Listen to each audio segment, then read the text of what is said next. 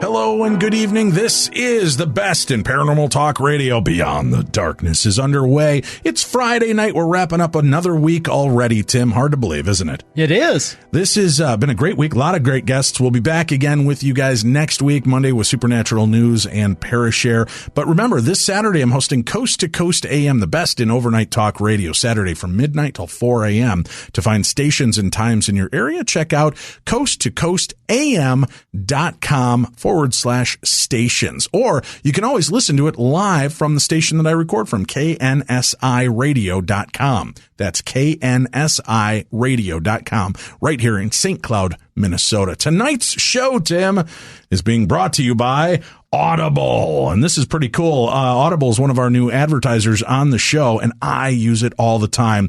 Today's podcast is brought to you by Audible, where you can get a free audiobook download and a 30-day free trial at www.audibletrial.com/darkness. That's audibletrial.com/darkness. They have over 180,000 titles to choose from for your iPhone, Android, Kindle, or MP3 player. We want to thank Audible for joining the Beyond the Darkness family. Also, we want to welcome Casper Mattresses, which is an amazing mattress. They've got the most awards of the decade. That's right. The Casper is now the most awarded mattress of the decade. I own one. Tim's got one coming. Mm-hmm. He'll have it in the next week or so here. But we will also give you a special. To receive $50 towards the purchase of any mattress, go to caspertrial.com/darkness. Again, that's caspertrial.com/darkness and save $50 towards any mattress purchase. So make sure you take advantage of that and visit all of our advertisers. Tonight, we've got a great show lined up for you. One of my all-time favorite guests. She's been with us since the beginning of Darkness Radio and Beyond the Darkness. She's making her first visit here to the new show, and we couldn't be happier. Our good friend from Chicago. She is an author. She is a researcher. She is a parapsychologist, a historian, and she's the founder of Chicago Hauntings, Inc. and the host of PBS's The Hauntings of Chicago. She also hosts one of the premier paranormal conferences in the United States at the Chicago Paracon. She's here with us this evening, Ursula Bielski. Ursula, welcome back to the show. Thank you so much for having me, you guys. So great to be here. I'm so proud of you doing this great show. I see it's really popular. Well, thank you. Yeah, it's been a nice transition and a good change, and we're having a lot of fun with it. And I knew as soon as we got going, we want to have you on the show. First of all, let's make the quick mention. You've got the new paranormal conference going to be out in October in Chicago. Tell us about some of the people that are going to be there this year, aside from me and Tim. Aside from you and Tim, we have coming back with us Jeff Belanger, who just got back from climbing Mount Kilimanjaro. And he was not with us last year, but he was always with us. And we are not only having Jeff back this year after missing him last year, but we will also be returning to the Portage Theater, where we had our conference for so many years, one of the most beautiful theaters in Chicago, which has always been such a great time. So Jeff is coming back. Obviously, he's the writer and location scout for Ghost Adventures, the head of ghostvillage.com, the author of many, many, many books about the paranormal. And so we're thrilled to have him with us. We're going to have parapsychologist Lloyd Albach come with us, who's going to talk to us about parapsychology for ghost hunters, using parapsychological methods in our ghost hunting. We're going to have two celebrities from Ghost Hunters International. We're going to have Joe Chin with us and Scott Tepperman. We're also got Jim O'Rear, the great horror filmmaker, will be with us. And also Brian Cano from Haunted Collector, along with many other local talents. We've got Sam Moranto, who's the head of Illinois MUFON, will be with us. We'll have Bigfoot researcher, Jay Bachochin. So a lot of variety with our guests, more than 60 vendors, and also, of course, our big costume bash on Saturday night, ghost hunts, ghost tours, the whole gamut of stuff in Chicago. Right. And tell them where this big costume party is going to be taking place. It's going to be taking place right at the Portage Theater, which is a very different place than it was when we had our conferences before. It was just basically a movie theater where they had some special events. It has been completely outfitted now for huge concerts and shows. And so they've got this state-of-the-art sound system, and we're going to be as part of the party, we will be having a performance by one of the greatest illusionists in America, Ron Fitzgerald, who is recommended by all the greatest magicians in the country. So he's actually going to be performing for us on stage at the Portage. So it's going to be a very cool event. And how do people get tickets and join us for that event?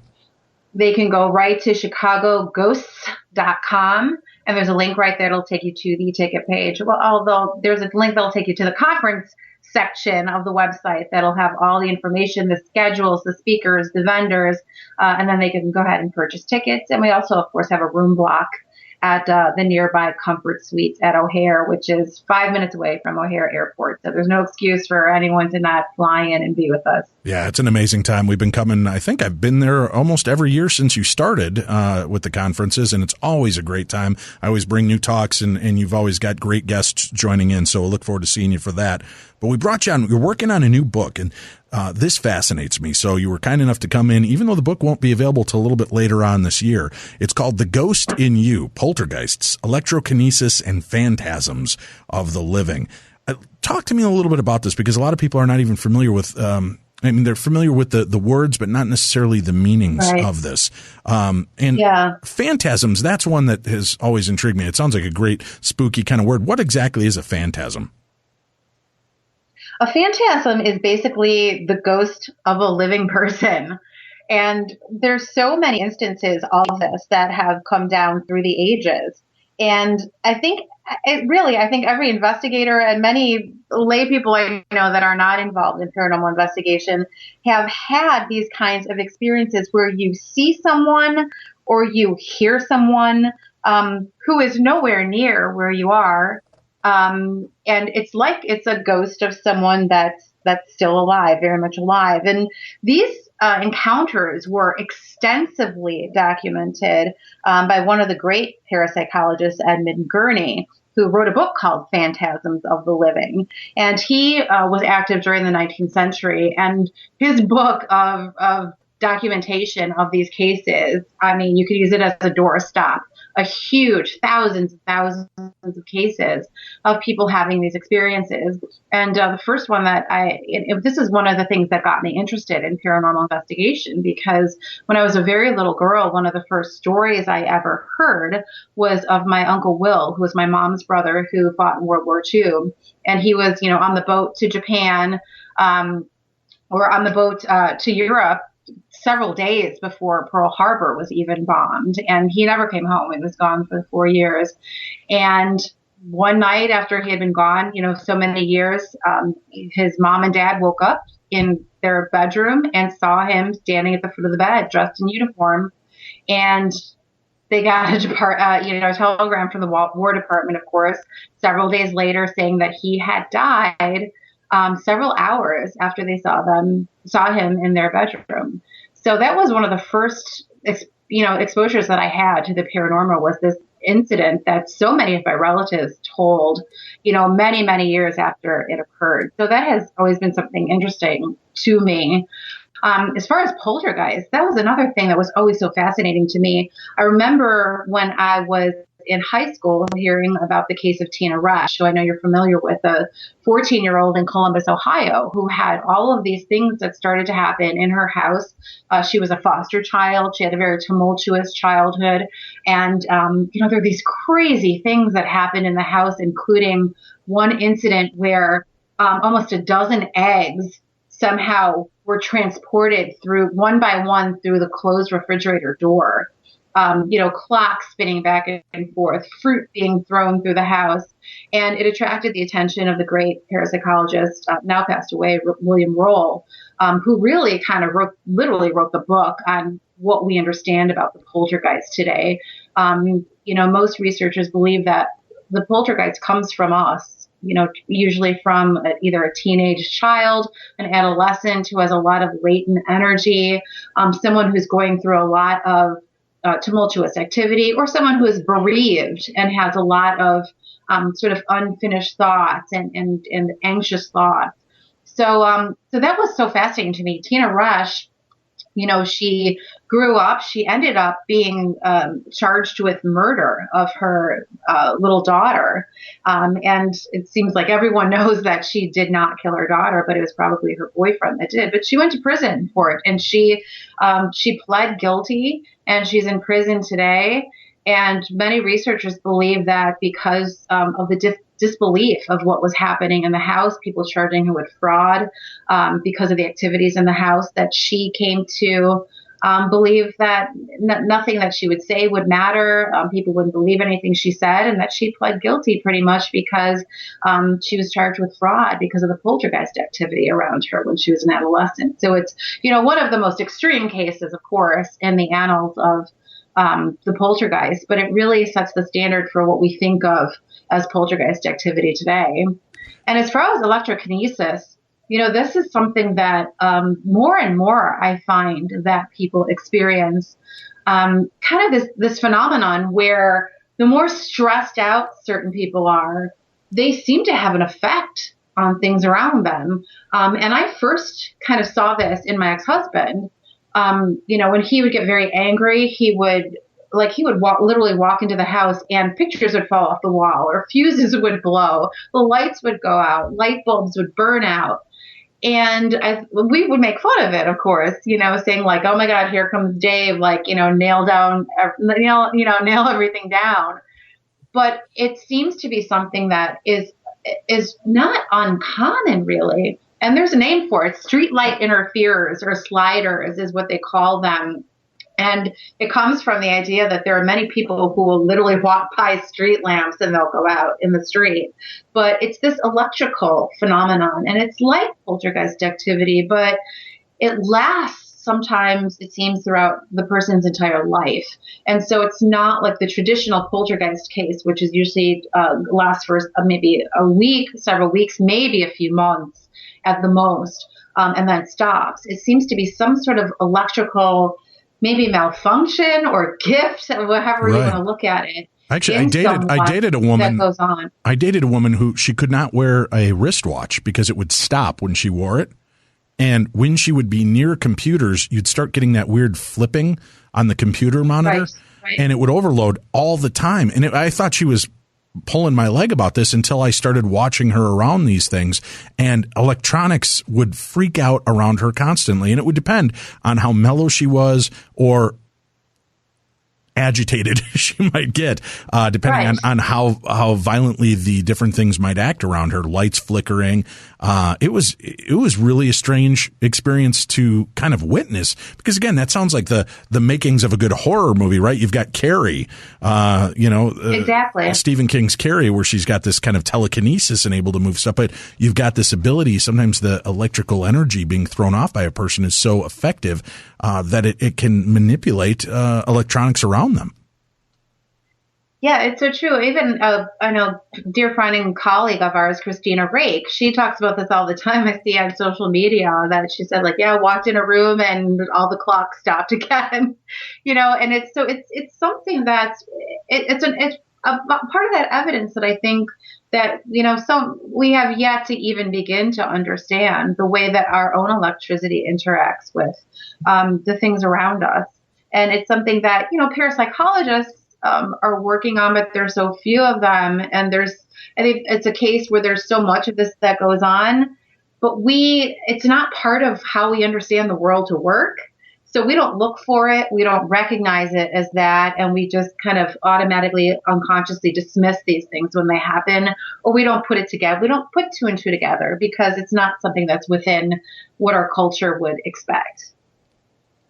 Now, the idea, too, when you were talking a little bit earlier about phantasms of the living, some people have referred to these as doppelgangers, and they believe that these are evil forces, right? Because if it's taking on your visage, then it must be something nefarious. But there are many cases where I think we haunt ourselves on quite a few occasions. And I know you and I have had talks off air where sometimes you'll hear your own voice in the home, or you hear a loved one call out your name. And I you go upstairs and there's nobody there.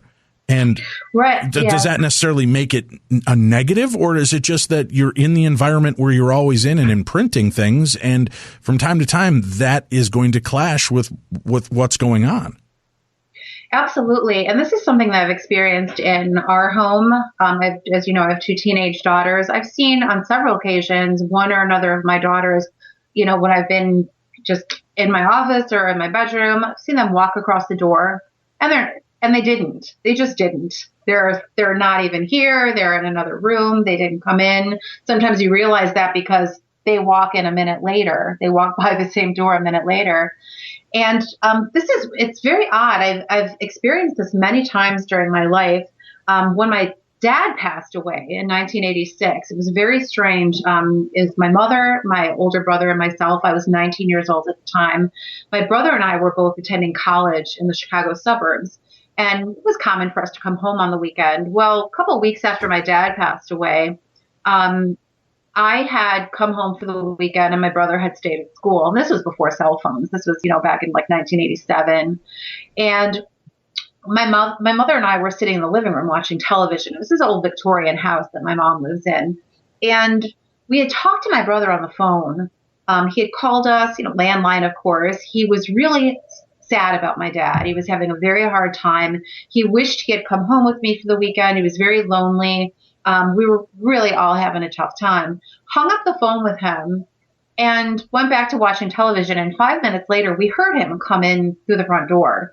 Outside door, rickety old house. We heard all the keys turn in the door. We heard the door open and slam shut. All the locks turn, the chain go across the door. We heard the interior door, the weather stripping slide against the carpet and close, and that lock turn. And we heard someone run up the stairs. We were in full view of the staircase from the foyer. No one went up the stairs. Obviously, someone had come in the house. I actually turned to my mom and said, "Oh, he's home," meaning my brother, and realized he was 50 miles away, and we had just talked to him 5 minutes earlier. Someone had obviously come in the house, and it was him. He came in really fast, which he always did. It was just everything he always did. It just that gut feeling that he came in, and we both knew that someone had, but clearly no one had. And we checked all the doors. Everything was locked. Nothing was disturbed. And my instinct was to run next door and call the police. And my mom, very skeptical, said, "You know what? No one came in the house. Let's just stand here at the foot of the stairs and listen. And if someone's upstairs, if you breathe, the floorboard will creak, so we'll know." And we stood there and listened. And 10 seconds later, we heard the sound of like someone had piled up dozens of boxes and knocked them over. We just heard all this stuff come tumbling down. So we looked at each other, ran next door, called the police. 6 squad cars came and went through the house from the attic to the basement. No one was in the house. Nothing was disturbed upstairs, despite all that ruckus we had heard. And all I could think, I had started studying parapsychology, and all I could think was that it was somehow related to my dad's death, not necessarily him, and I've thought this more as the years went by, but that grief that my brother was going through had somehow transferred itself to our house, and he wanted to be with us. He wanted to be home with us, and that somehow he was. And this was really backed up years later when when we were adults. He had joined the military. I was expecting my first daughter, Eva, and I was weeks away from the birth. And my husband was a firefighter at the time. And so when he was gone, I would stay in those last months of the pregnancy at my mom's house. And I was sleeping in my brother's old bedroom upstairs and woke up in the middle of the night because I was woken up by the sound of him in the living room downstairs, as if he was watching television, like laughing at the TV, making comments about what was on the TV, which he always used to do when we were growing up. He was always a very loud TV watcher. And I thought to myself, oh God, this is just what I need for him to be down there making this fuss when I can't sleep as it is because I'm pregnant and everything else. And I must have sat there listening to him awake for a good 20 minutes. And then I realized that he was in England. He was with the Navy and was stationed in Lakenheath in England. And he was nowhere near our house in Chicago. And as soon as I realized that, it stopped. It just completely stopped. And I called him the next day and I talked to him and I said, like, hey, how are you doing? And he said, actually, I'm good. I was having a really difficult time because it's just really rough here and the work that we're doing is really hard. And then I got a surprise because yesterday morning, one of his best friends from high school had showed up unannounced and they had gone out to the pub and that had this great time and they were laughing and talking. And it turned out to be at the exact same time where I had this experience in the house. So it's very interesting. When these emotional times happen, some people seem to have some way to connect to loved ones that are far away. They experience it, they pick it up.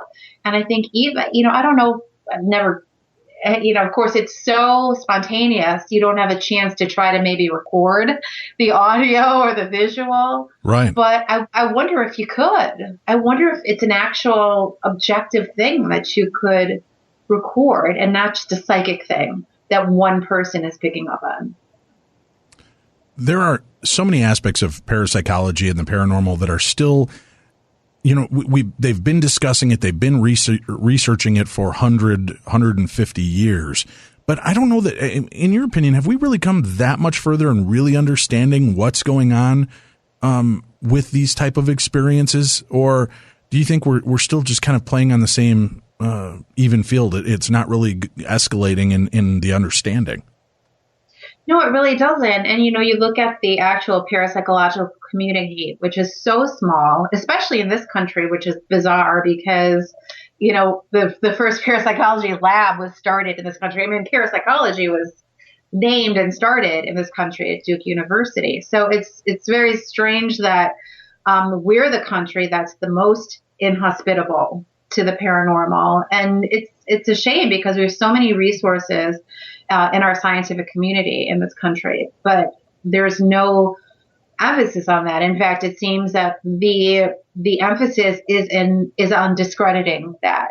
I mean, there have been moments, especially in the last few years, in the field of physics, when we hear something in the news like physicists have discovered that it's possible for something to be in two places at one time. We're like, yes, but there doesn't seem to be that connection that goes through to these things that we experience, or it's used to discredit the experiences that people have in this way. I think also it's a shame because there doesn't seem to be a lot of interest in parapsychology by the hundreds of thousands of so-called ghost hunters that are out there investigating haunted places and trying to collect evidence of ghosts and haunting.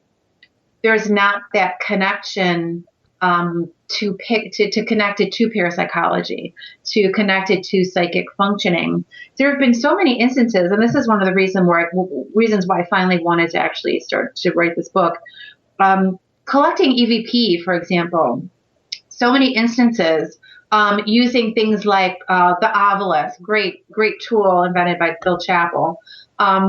So many instances where, in the obelisk, sure the listeners are familiar with it, but it's a device that has a 1,000 or 2,000 word dictionary in it, and each word is lined up with a level in the EM field. So the theory is that if the entities that are around, that they can manipulate the energy field to make the device say the words they want to use to talk with us. I've discovered on so many occasions using the obelisk that it was my own thoughts that turned up on the text display. Right. Something that I was thinking turned up there. And I wonder how much of that is stuff that turns up in what we call ghost hunting, which I know a lot of us have thought for a long time and wondered for a long time, how much of the stuff that we call ghosts and hauntings is actually projections from us, but we're not putting that together. There seems to be a lot of evidence for that, but there's not that connection that I see from ghost hunters to parapsychology.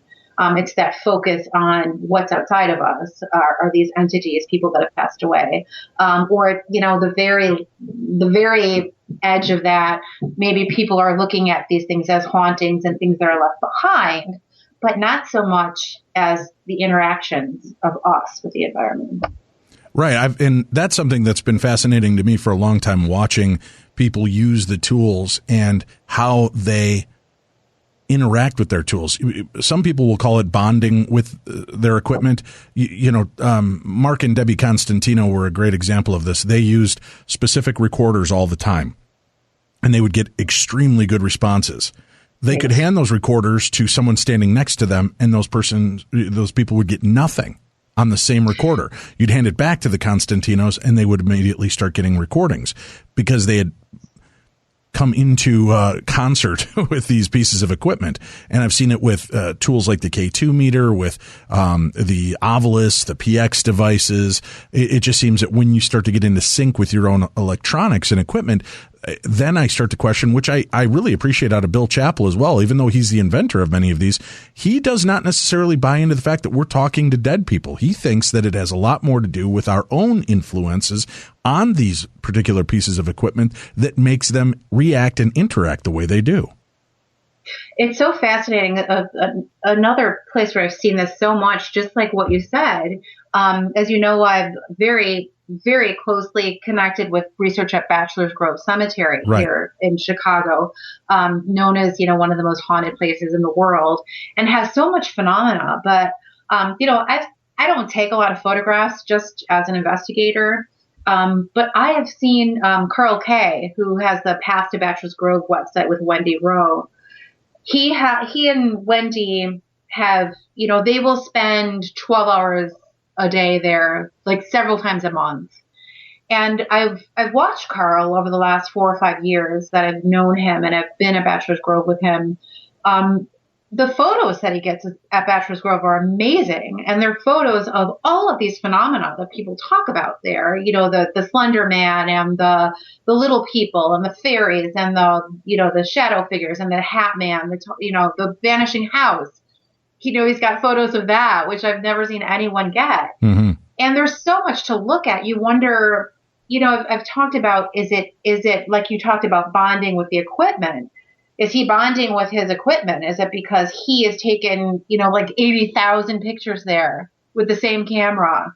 Is that what's going on? Or is it the bonding with the phenomena? Does our psyche have to warm up with that phenomena in order to capture those things with our equipment? One of the very first book I ever read about the paranormal was about another Chicago guy, Ted Sirius, the so-called photographer, who was, this drunk bellhop that worked at the Hilton Hotel on Michigan Avenue.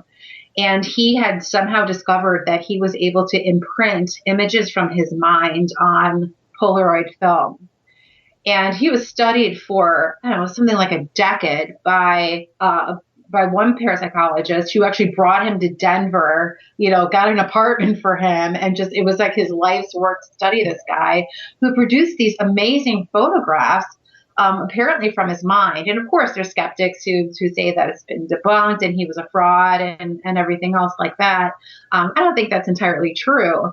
But, you could put that camera in anyone else's hand and nothing would happen. But it was that camera. He had to use that camera and he had to have a few drinks in him. Right. And he had all these certain things that had to be in place in order for him to produce this phenomenon.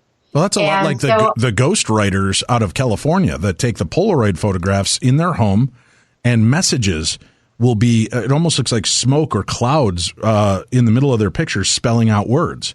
And they have to use Polaroid cameras, and people that have used them, and even brought their own cameras in there, have gotten similar results.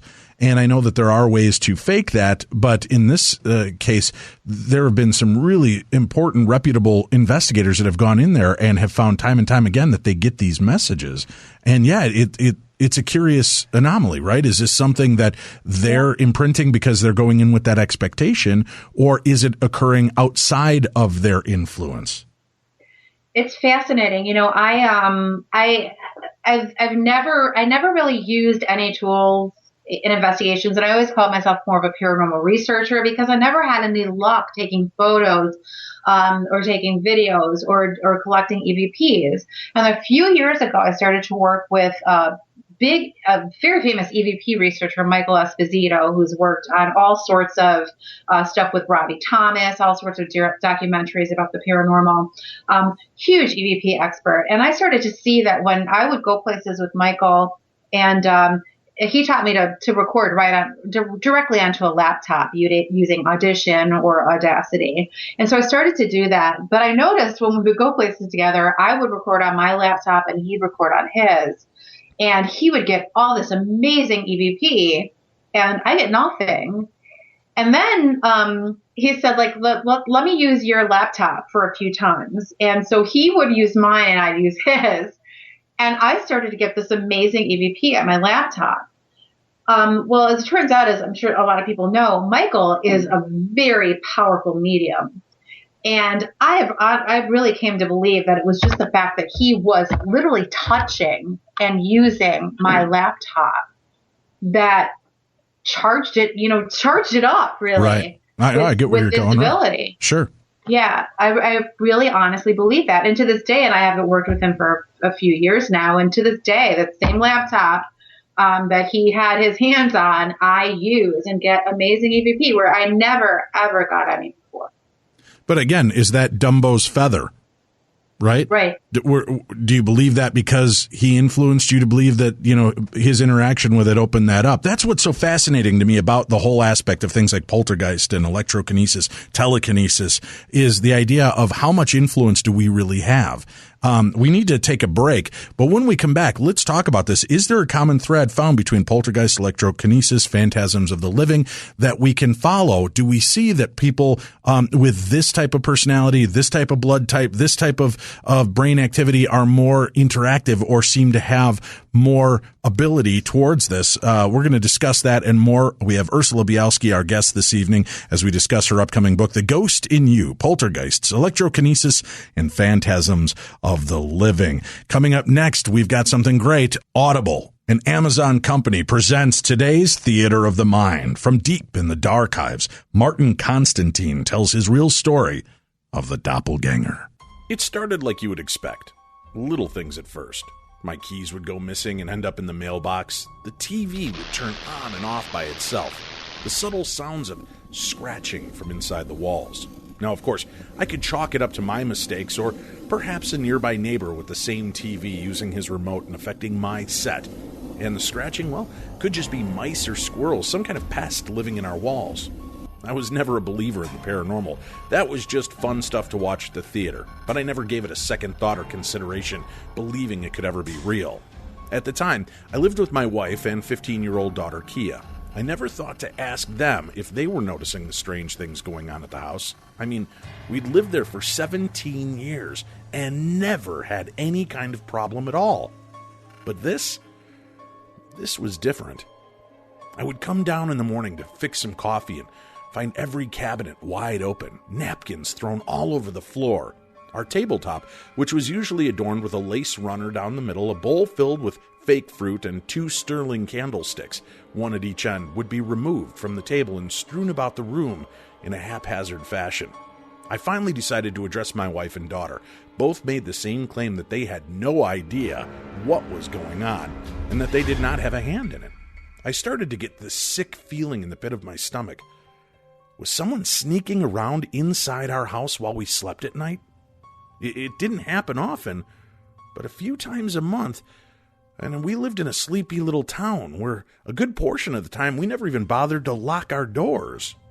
I changed all the locks that day, and I got an inexpensive security system and set it up, placed them by the front and back door, the kitchen, and outside my daughter's room to see if perhaps she was sleepwalking or, even worse, sneaking some boy into her room.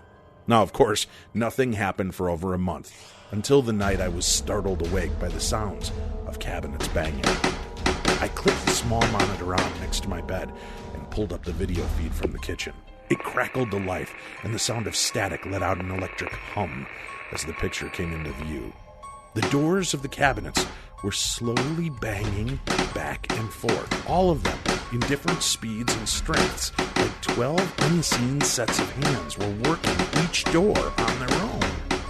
I sat there silent, only the sound of my shallow, short breaths surrounded me. The doors slowly came to a stop and softly closed. I was stunned, trying to make sense of what I just witnessed, when like a shockwave, the cabinets all burst open simultaneously. I pulled back in horror from the small video screen, and that's when my bed lurched and settled with a bang. I thought to myself, I must have reacted more violently than I thought, and that jerking back from the monitor made me move the bed. Then the bed began a slow tremor banging, almost clacking on the floor. Then 2 violent slams and stopped. My wife sat straight up in bed and in a hushed whisper said, "What just happened? Is this an earthquake?" Yes, I thought. It has to be an earthquake, and the cabinets moving must have been the opening stages of the coming quake. That made sense. It had to make sense. Until the muted screams of my daughter Kia tore the night open from 2 rooms away. Her bed was now thumping and bumping. I galloped down the hall and threw open the door. My wife and I stopped short, watching our daughter flailing about, screaming as her bed bucked and banged like a wild bull. I approached the bed, terrified, but the need to protect my daughter was slightly, and I mean slightly, more important at that moment, and I hated myself for feeling that way. I reached for her, and the bed slammed to the ground, right onto my left foot. I let out with a howl. Ow! Dropped to the floor, writhing in pain, clutching my foot, holding back the myriad of filthy words my mind was lacing together and crying out in my head. My wife ran to my daughter. She yanked her off the bed. The 2 slipped to the floor to huddle by me and my throbbing foot. We barely had a chance to breathe and collect ourselves when the sound of scratching surrounded us, like it was coming from under the floor. Scratching, scratching, scratching. Soft at first, then more furious. It seemed to circle us on the floor, then made its way under the bed. And that's when I saw the Ouija board jutting out from under the corner of the bed. What the hell? I felt like I was on a hidden camera show. This had to be a prank. I was living out every cheesy horror movie cliche I'd ever seen. The room was filled with the sounds of whispers now, like being surrounded by an audience at a school play waiting for the show to begin. Whispers all around us, and the sound of heavy footsteps coming down the hall. We huddled together, my wife's sobs mixing with my daughter's soft cries, and rounded out by my heavy, panicked breathing. We could hear the footsteps bounding down the hall toward the stairs to the kitchen, and the whispers stopped as quickly as they had begun. We slowly stood, and I pointed to the bedroom. As quietly as we could, in this creaky, noisy old house, we made our way to the master bedroom, and I closed the door, locking the handle, and sliding my heavy old dresser up against the door. I reached down and picked up the monitor to look into the kitchen and see what was making the sounds that we could still hear from inside our room. It sounded like a man, my size, stomping in a tantrum style around downstairs. The monitor lights flickered, and I saw a man move into the kitchen, his head facing down. He seemed dazed as he rubbed his head, and with the back of his hands rubbed his eyes vigorously. When he lowered his hands and turned from his sideways position, I could clearly see his face. My face, looking back at me. It was like I was watching a video replay of myself stumbling around the kitchen in the morning, bleary-eyed and seeking coffee. My wife stood by my side, eyes wide, and she whispered, "Who is that? Why is this happening?" I tried to reassure her by placing my arm around her and pulling her close, but I didn't have an answer. "We need to call 911, I mumbled. What was I going to tell them? I was watching myself roam around my kitchen. Ghosts were levitating our beds. I pushed the numbers on the phone. 911. And the dispatcher's voice filled my ear. 911, what is your emergency? I called and reported that we had an intruder. Something was going on, and we were hidden in our room upstairs. They needed to send someone quick. I hung up and waited for what seemed like forever, until the sound of pounding on our front door. The police were here, so I had to make my way down and open the door for them, not sure what awaited me on my way. I moved as quickly as I could down the hall, down the stairs, and rounded the wall to get through the kitchen and to the door. When I came face to face with myself, I froze. He just smiled, and I saw him open his mouth, and he spoke. "Oh, yeah, I remember this. I remember this happening. This is so weird." Then everything went black. I passed out. Woke up in an ambulance, surrounded by my wife and daughter, EMTs, and a police officer taking their statements. They held nothing back, explained every frightening second. That's when he turned to me and said, "Is this what happened, sir?" I nodded. He closed his notebook and walked away. A few minutes later, he approached my wife and slipped her a piece of paper. Once they cleared me and I felt fine to get up and return to my home and assured us no one was in the house, I stood and asked my wife what he handed her. She showed me the slip of paper with a woman's name and number. He told my wife he knew of a woman who dealt with this kind of thing, and we should call her and say he sent us. He also told my wife that he removed the Ouija board he found in my daughter's room and warned her against playing with those again. We made the call as soon as we could, and a very lovely lady named Marjorie made her way through our house, clearing each room, burning sage and praying with us. She said the danger had passed, but I would still feel little repercussions of our experiences, and it was okay to be afraid, but realize we were okay now and in control, and she would always be just a phone call away. She said the Ouija board, mixed with my daughter's age and the tension in our home recently, could have been what instigated the whole thing, and she said she'd seen it before, this type of poltergeist activity, but not to worry. We were safe now. I asked about seeing myself. She just smiled and said, "Well, time is a funny thing, but don't be surprised if one day, while making my coffee, I run into a very exasperated version of myself entering the kitchen." She then assured me to just take it in stride and it would pass quickly. So, for now I wait. This is going to be very interesting. All right, let me break this.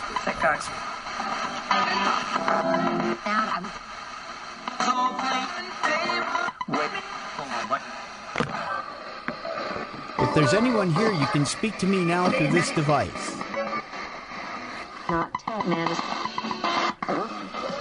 How many people are here with me right now?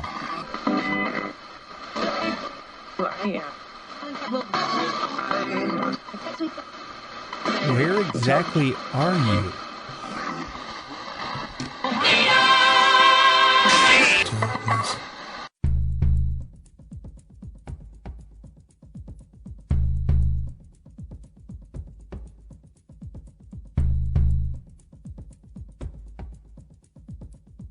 Welcome back to the show. Beyond the Darkness welcomes Audible as one of our new sponsors. I'm a big fan of Audible, Tim. You know, I hit the road a lot. Yep. Do a lot of driving throughout the year. Yep. And I love to take Audible with me because I can listen. I'm a sci-fi nerd, right? So I get the chance to listen to my Star Trek stories. The one I've got in right now, I'm listening to the Star Wars Aftermath Empire's End by Chuck Wendig. It is awesome. No spoilers. No spoilers, No. but I love having the Audible experience because I can take it with me. I don't have to tote the books with me. I can make sure that it's running right through my car stereo. I can listen to it or with my headphones while I'm out walking. It's an awesome way to take the book because truthfully, I know there's a lot of people that like the tactile feel of a book in their hand. Yeah. I prefer to listen to the story. I do too. Sometimes it opens up my mind more to the experience and plays out like a movie in my brain. Yep. So I love using Audible. And as a sponsor for the show, they wanted to make sure that our audience got a chance to take advantage of what they've offered. Audible.com is the premier provider of digital audiobooks. Audible has over 180,000 titles to choose from in every genre: thrillers, business, romance, comedy, sci-fi, and more. Audible titles play on iPhone, Kindles, Androids, and more than 500 devices. So you can listen anytime, anywhere. And you can find a great list of all of the books that are available. And our podcast, again, is being brought to you today, as was Theater of the Mind, by Audible. And you can get a free audiobook download and a 30-day free trial at www.audibletrial.com/darkness. Make sure you use that so they know you heard about it on the best in paranormal talk radio. Over 180,000 titles to choose from for your iPhone, Android, Kindle, or MP3 player. It's audibletrial.com/darkness to take advantage of that. And one of the other sponsors that's joined up, and I'm really excited about this. I've had a Casper bed for quite a while. I was having a hard time sleeping. My bed sucked. I got tired of it. I got roped into an expensive California King mattress about 6 years ago. Top of the line. I spent I think it was around $1,600 when I bought this bed. Yikes. Because I was told how great it was. And I laid on it for about 5 minutes at the store. Yeah. Right? Yeah. And it felt great. I thought this is going to be good.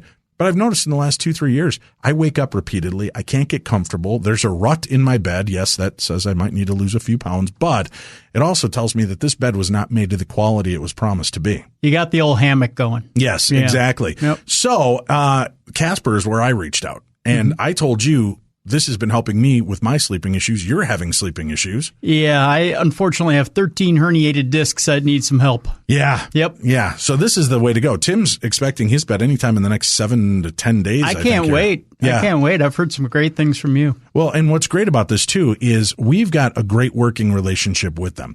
If you've been out shopping for mattresses, you're going to know most mattresses can cost well over $1,500. But Casper mattresses cost between $500 for a twin size mattress, $600 for a twin XL, $750 for a full size mattress, $850 for a queen, or $950 for a California king size mattress. $950. Tim, that's about $600 less than I paid for my bed that I already have to replace. It's amazing.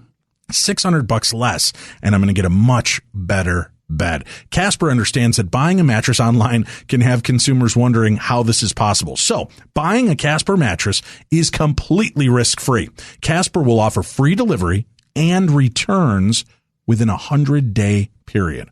So you don't have to just lay on the mattress for 10 minutes at a store and make a purchase that you're stuck with. Mm-hmm. With this, you buy the bed, bring it home. You get a chance. They'll ship it to you for free. You get a 100-day period to try it out. If you don't like it, they'll pick it back up. It's that simple. Statistically, again, like I said, lying on a bed for 4 minutes in a showroom has no correlation to whether it's right for you. That's why Casper has turned the buying process into a risk-free experience. And Casper understands the importance of truly trying out a mattress that in all reality you spend a third of your life on. And in our case, maybe a half of our life, Tim. I know how we both work. 2/3, Dave. Yeah, 2/3. They're obsessively engineered mattresses, and they're a great price point. And you get just the right sink in, just the right bounce. 2 technologies used in this, latex and memory foam. And they come together for a life well slept instead of a night horribly spent. Oh. So there's a risk-free trial and return policy. So try sleeping on a Casper for just 100 days with free shipping and painless returns. You're going to thank your buddies here at Beyond the Darkness. And here's what I want you to do. I'm going to get you $50 towards any mattress purchased by visiting Casper, that's CASPER, trial, TRIAL.com/darkness. Make sure you use that exact title in order to get $50 off the purchase of any size mattress. That's CasperTrial.com/darkness. And then use the promo code 50SLEEP, 50SLEEP. I remember that easily because I'm turning 50 this year, Tim. 50SLEEP is the special promo code to get the special price on that. Terms and conditions do apply on this. So go check it out. Visit all of our advertisers, because that's going to keep the show going. And I promise you, we pick out the best items to use. These are items that Tim and I hands-on use. We pick these companies to work with because we believe in them and we want to share the fun, the wealth, and the great products with you. Now we're back with Ursula Bielski, our guest this evening, The Ghost in You, Poltergeists, Electrokinesis, and Phantasms of the Living. Ursula is an author. She is also the founder of Chicago Hauntings, Inc., and the host of PBS's The Hauntings of Chicago. If you go to Chicago and you want a premier tour to see all of the amazing haunts of the Windy City, then I couldn't recommend a better tour than working with Ursula and her great team. Check it out at chicagohauntings.com. That's chicagohauntings.com, and go on these tours. You will love it. They're so informational, educational, and they're creepy. Man, you can have some experiences on these trips. I've had them. It's a great time. Ursula, I before the commercial, I was talking about, are there common threads between things like poltergeist and electrokinesis? Do we find that people that have poltergeist activity might have more of an electrokinetic ability or issues? Does one thing beget the other? It's interesting. It seems that like so many of these aspects of the paranormal, that it's something that doesn't have one thing to pin it down, which is another reason why, normal scientists or mainstream scientists just disregard this activity or these experiences, because there doesn't seem to be, or we haven't found these common threads. For example, when I was growing up, we had a house that, my mom's house that I already talked about, where we had activity going on. When I was young, we would hear footsteps walking up the stairs. And when I got older and started writing my books, I found out that this woman had grown up in our house before my parents bought it. She was confined to the house because she was severely mentally ill. And so she had lived until about 55 years old and rarely left the house. And so I think that's a really good case of just a classic haunting, where someone goes through the same routine every day, year after year. Their energy is all confined to that house. They die, and somehow there's been sort of a recording made, and it just keeps happening, and we pick up on it. So we kept hearing her going up to bed probably at night, every night, as she did for so many years. So that's probably what that was. After I determined that, when I got older, I learned some more things about when we were growing up, which is that my brother had more experiences in the house when we were growing up, whereas my mom and dad and myself would hear these footsteps every night. He would also sometimes hear the piano playing by itself. He would hear noises from the basement. He sometimes saw a form in the house. He would sometimes hear knocking on the windows. So he was tuned into something else that was going on in the house, whether it was the same thing or it was a different thing, which led me to believe that maybe our house did have, a true ghost in it, where there was an intelligent entity that was there, that was interacting with him, but not interacting with us for some reason. So as I've, all of these years have gone by, I'm almost 50 years old now, I've realized that my brother is more tuned into something, from his phantasm experiences, where I've picked up on him being in the house when he's far away, to him having more experiences in the house, where the rest of the family had very limited experiences. He's also had strange experiences with, when I was growing up and I was just scared of ghosts in our house, he was also having experiences where he was having so-called dreams of being abducted by aliens, and we always said he has all these nightmares about being abducted by aliens. And I wonder now if he had some other experiences with these other phenomena when we were growing up. So it's odd, my parents and myself and my brother all had these different experiences of the same thing. And that's something that I've seen, is that you can't really determine or understand what kind of experiences someone is going to have. But in doing a lot of research with children, and I wrote a book some years ago about children and the paranormal, by studying, hundreds of children who had experiences when they were little and the way their families reacted to it, that there was definitely a difference in the continuation of their experiences based on whether or not their parents and their other family members criticized the experiences or welcomed them. And then I found out that there's actually a neurological difference in children who have paranormal experiences when they're young, who are encouraged, as opposed to those who are not. So there's actually a different way that our brain develops depending on what's encouraged and what isn't. So I think an answer to your question, sort of, and I know it's a convoluted answer, but I think there's so many layers of what's going on. And there's so few people looking at those layers. At least so few people that have the ability to understand the different functioning, not only of our own brains, but of the paranormal side of it. There's so few parapsychologists that are working today. Right. And I think we really need a lot more people who are aware of the psi functioning, the parapsychological functioning of our own brains in order to determine how much of this is interaction with the environment, with electronics, or with other intelligences that are no longer with us. I've always been intrigued by the idea with poltergeist activity specifically. Most of the researchers have found that it does center around one person. The common belief for a long time is that this person would usually be of prepubescence, or in some cases, it would be at like a menopausal state, where there's this discharge of kind of archaic or anarchic energy from these people. And in poltergeist cases, a lot of people associate it with ghosts, but most true poltergeist cases have nothing to do with ghost-like activity. It has more to do with door slamming, noises, kind of unintelligible communication, if you will. Maybe I'm misunderstanding that, but from a lot of the stuff I've read, that's what a true poltergeist case evolves and revolves around, is that type of activity.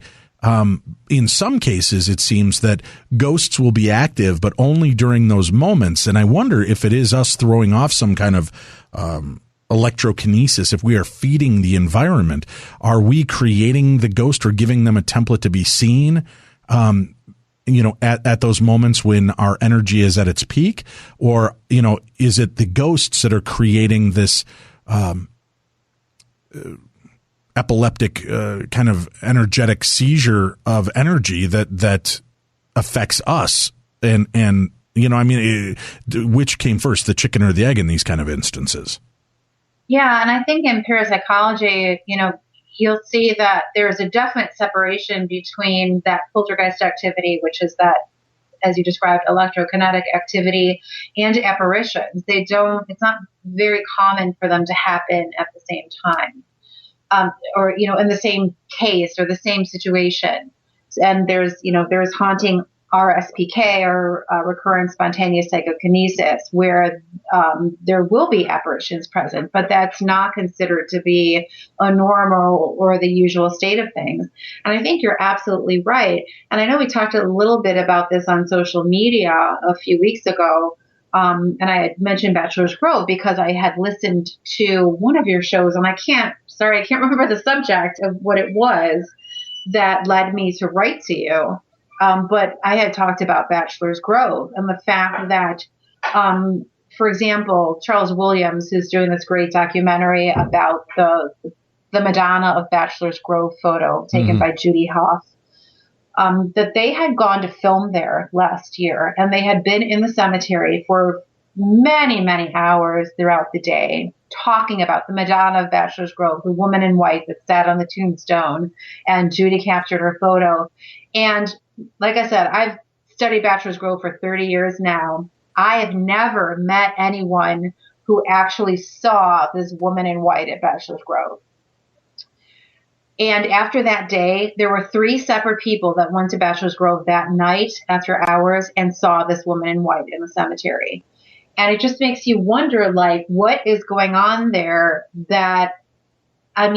it because all of these people were there, talking about this apparition or this entity, expecting to see her, talking about her, that she somehow got the energy to materialize? or she tapped into their psyches for that energy to materialize? Or was it all of their interest in it that projected that image onto the environment, that other people could actually objectively see? So, that's just one instance at Bachelor's Grove. The other one I mentioned earlier was that my friend Carl has taken photos of this figure that resembles Slender Man, this 9-10 foot tall guy in a suit with long arms. No one had ever talked about seeing an image like this or an apparition like this at Bachelor's Grove until the Slender Man meme started to appear on the internet. And then all of a sudden, people started to talk about seeing this figure at Bachelor's Grove, and people have taken photos of this figure at Bachelor's Grove. So there's definitely some interaction between what we expect, what we know, what we expect, and there's got to be, and maybe our equipment, like you said, cameras, recorders, psychic abilities of people that are interacting at these places. But it's so many levels, so many different levels that are working with each other. And how to make sense of it all. I don't even know where to start. We did. I know we had, you're having him to your para conference in October. We had Lloyd Auerbach on the show, one of the first episodes we did here on Beyond the Darkness, and talked about making monsters, thought form creations, creating tulpas, and these machinations of our imagination coming to life. It was probably the show that I listened to. Right. Yeah. Right. And that's, I think people don't give ourselves enough of credit. And even, my journey over 12 years of doing the show, a lot of my perspectives of the paranormal have shifted. My beliefs in what we are experiencing. I don't know that we're always dealing with, dead grandpa or grandma, I believe that there might be other aspects at play. And I think a lot of it has to do with the people involved in the story and in the location. Because with expectations, there are places that are going to have this. The Zozo phenomena is a great one in compliance with the Ouija board. Here you've got this phenomena where it spells itself out Z-O-Z-O, which gives you this rainbow swinging effect on the board, which has always been part of its history. Now, people have heard about Zozo, and all of a sudden their board starts spelling it out. Is that their own consciousness creating this? Because there are others who it's not part of their lexicon, and they never encounter Zozo. So where does Zozo come from? That's what it starts playing itself out with. And that's why I think the paranormal is so frustrating to some. And it's very easy. Listen, there are days, and Tim and I go round and round about this, of flipping roles from Mulder to Scully, where one day I'm the true believer, the next he's. Right. We're constantly kind of trying to keep each other in check with, this just doesn't sound legitimate. And I think that's where all the frustration comes in with the paranormal, is because we don't have an objective way to view these things.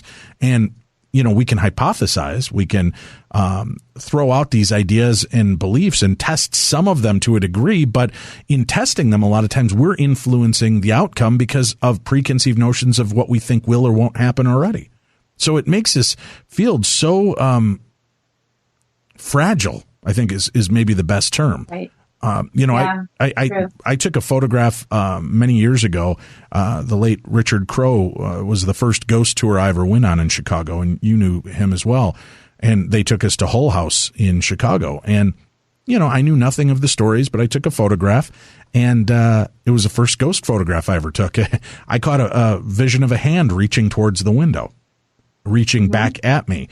And it was really cool. It wasn't a reflection of my own hand because none of it was impeded by the camera. But it was there. But here I got something with no expectations of what I was going to capture. I literally just thought the interior was really cool looking because it was all throwback. It looked very much like it was just that house has been sealed since that date and has never been opened. That's kind of that feel. So I took that photograph, and here I catch this ghostly hand reaching back at me. But here I had no expectations, yet I still captured phenomena. It's so true. And it's so funny that you mentioned Hull House, because of course we go there every night on our tours, every night for the last 15 years now. And the first and only experience I've ever had, being a paranormal investigator now for 31 years, growing up in a haunted house, the only ghost I've ever seen or apparition I've ever seen, image I've ever seen. I still don't know what it was, but it was after bringing a tour group there to Hull House, and which is, known to be haunted. It's believed or claimed that there's a so-called portal in the garden at Hull House.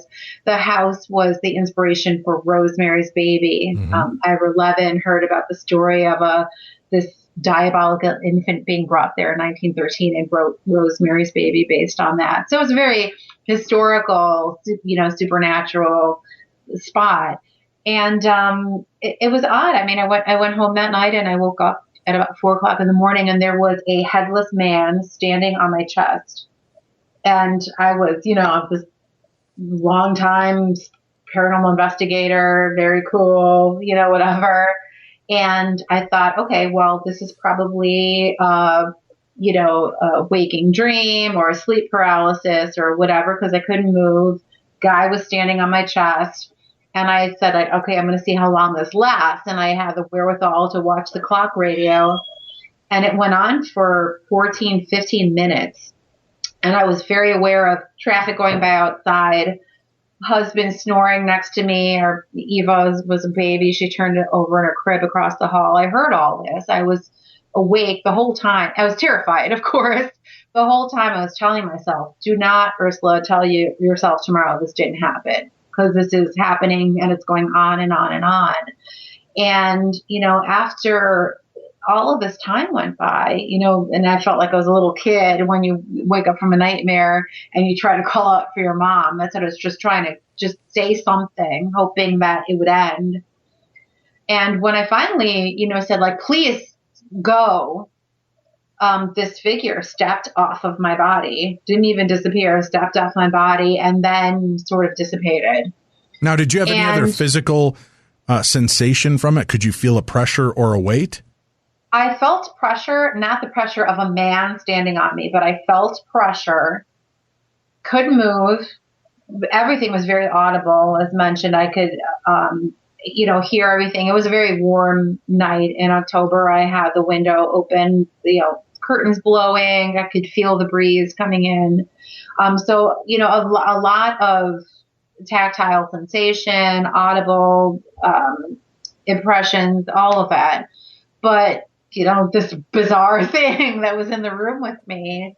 And to this day, I don't know what it was. I say it's the first time I saw a ghost, but that was not the impression I had. The impression I had was that it was an image that I was seeing, that I was, that it was some sort of image, like a something projected, something that was like almost like a hologram. And where did it come from? Is it someone that was in our apartment that somehow I tapped into that one time? Was it something that I brought home with me from Hull House, which is this place known for people bringing spirits home with them, attachments home with them? Was someone trying to communicate with me in this visual way? I don't know. To this day, I don't know what it was. But I call it I call it the time I brought the ghost home from Hull House. But I don't know if that's what it was. As you continue to do this research, have you found yourself waffling back and forth on your belief systems and what creates these experiences? I find myself growing more and more in my ideas of the possibilities of what they are. I'm sorry, I forget the woman that you said is in the studio with you? Susan. Right. I think it was Susan that mentioned that she had picked up an EVP with her own voice. Right. Is that right? Yeah, she had. We were at Rolling Hills, and she was sitting across from Mark and Debbie Constantino. And if I recall the story properly, they were doing this talk back and forth, and Susan asked something like, "Is this the room where the little girl's spirit is?" And when she played back her recording, you hear her voice say, "Is this the room where the little girl's spirit is?" And when Mark plays back his recording, you hear Susan's voice say, "Is this the room where the little boy's spirit is?"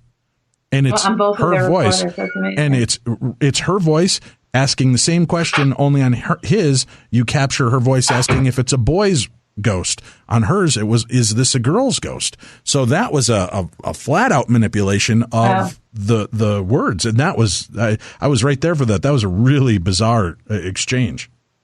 Yeah. I had a really intense EVP like that from EVP when I had visited with Michael Esposito, Daniel Breiter, Colleen Nadas, the people that I was working with here in Chicago. We had gone out there, and I posted this on SoundCloud, soundcloud.com. Ursula Bielski is my account. There's all my EVPs are on there. There was, it was about 3 years ago that we had gone to Bachelor's Grove one afternoon. And I had actually brought a seance trumpet, this aluminum cone that they used to use in seances back in the spiritualist era, which mediums believed would sort of focus the voice of the spirits. So I started using this as an experiment, collecting EVP, and it really seems to help with developing EVP. And so I had it there, and we were at the big Fulton Stone, the big famous stone there. And Daniel Breiter and Michael Esposito and myself were just talking. You can hear us chatting and laughing. And then all of a sudden you hear Michael's voice clear his throat very roughly. And it says, "Daniel, I'm talking to you now, Daniel." And then immediately after you hear us just having our conversation, nothing interrupted. Something had used Michael's voice to send that very, very rough message onto my laptop to record that. And the same, very similar when we talk about the ghost conferences going back. You are at our second ghost conference. The first one was attended by like 50 people, and it was at the Congress Hotel, very haunted place, Michigan Avenue in Chicago. And our star speaker was Mark Macy, who was one of the founders of the World ITC movement institution, kind of one of the pioneers of EVP research and ITC research. So he was our speaker there, and I talked a lot with him before and after the conference. And I was one of those many researchers that, I loved trying to collect EVP, but not in my house because I did not want, to know it was in my house. And then after speaking with Mark talking about that it's not as much, trying to communicate with ghosts in our house, or wherever we are, but trying to build this bridge of communication between the physical world and whatever world they're living in. And explain this very disciplined way of trying to do that, where you set up the same recording equipment every day and you turn it on at the same time every day. And like we talked about earlier, you kind of establish this rapport, not only with the equipment, but with whatever's there. So you warm up to each other, sort of. And so I decided I was going to start to do this, to try to contribute to this building of this bridge between us and the other side. So at 11 o'clock every morning, I had a tape recorder that I would turn on, the old school tape recorder with a cassette player. And every morning at 11, I would just spend 10 minutes just saying, like, I'm here and I just, wanted to talk to whoever's on the other side. I want to help to make this bridge. And I did it for about 2 weeks and I didn't get anything. And Mark said, just do a few minutes a day. Don't do it a long period of time. And after 2 weeks, this one day, I asked, is there, I'm trying to talk to you. I just want to speak to someone. If there's anyone that wants to talk to me, just let me know that you're here.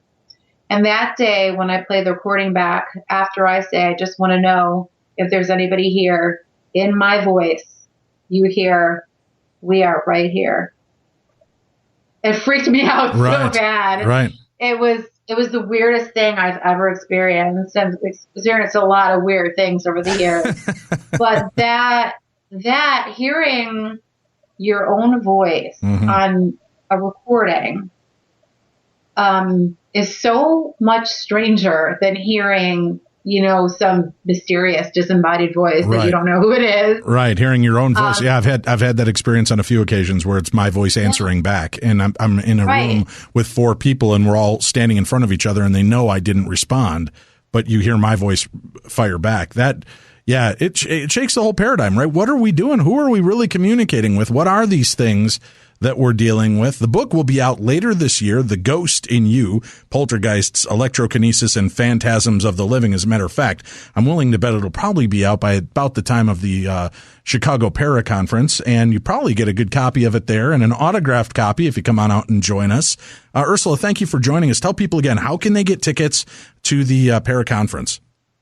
Absolutely. They can just go to chicagohauntings.com and just follow. There's a big poster on the site. Just click on that and it'll take you right to the ticket site. We can get tickets for 1 day, 2 day, VIP passes for the whole gamut, ghost tours, ghost hunts, our big party, and to meet you and Tim and all of our great speakers and guests that are coming. Yeah, go check out the website to get a full list of all of the remarkable speakers that they're going to have on hand, celebrities that'll be stopping in and joining and be a part of the show. It's always a great time, a lot of fun, good party, good people, and a lot of knowledge being shared. So make sure you make your way out this year to the Chicago Paracon. You can find information again at chicagohauntings.com. Remember, I'll be hosting Coast to Coast AM tomorrow night, Saturday, from midnight till 4 a.m. I hope you'll join us. Find more information at coasttocoastam.com, or you can listen to the show as it's live streamed right here from our home studios at knsiradio.com. That's knsiradio.com. We want to thank our sponsors this evening on the show, Audible and Amazon Company. Remember, today's podcast was brought to you by Audible, where you can get a free audiobook download and 30-day free trial just by going to audibletrial.com/darkness. There's over 180,000 titles to choose from for your iPhone, Android, Kindle, or MP3 player, and I'll recommend it. If you like Star Wars and you're a nerd like me, then check out Star Wars Aftermath, Empire's End by Chuck Wendig. It's on there and available in what I'm listening to. Also, we want to thank our good friends at Casper Mattress. And again, if you would like to take $50 off the purchase price of a mattress, you can do it by visiting Casper trial.com. That's caspertrial.com/darkness, and then use promo code 50SLEEP. That's 50SLEEP, and you'll be able to save $50 off the price of any of their mattresses. You can help support our show by advertising and visiting with our advertisers. That's it for this evening. Make sure to check out George Norrie and Coast to Coast tonight when his guest is Leslie Feldman, professor of political science at Hofstra University. Leslie Feldman will discuss how television shows like The Twilight Zone and even the Beverly Hillbillies addressed important discussions about human nature, the American dream, class struggles, and our place in the universe, followed by 2 hours of open lines. That's all on the best in overnight talk radio, Coast to Coast AM. For Tim Dennis, I'm Dave Schrader. Special thanks to Ursula Bielski, our guest this evening. As you've been listening to the best in paranormal talk radio, this is Beyond the Darkness.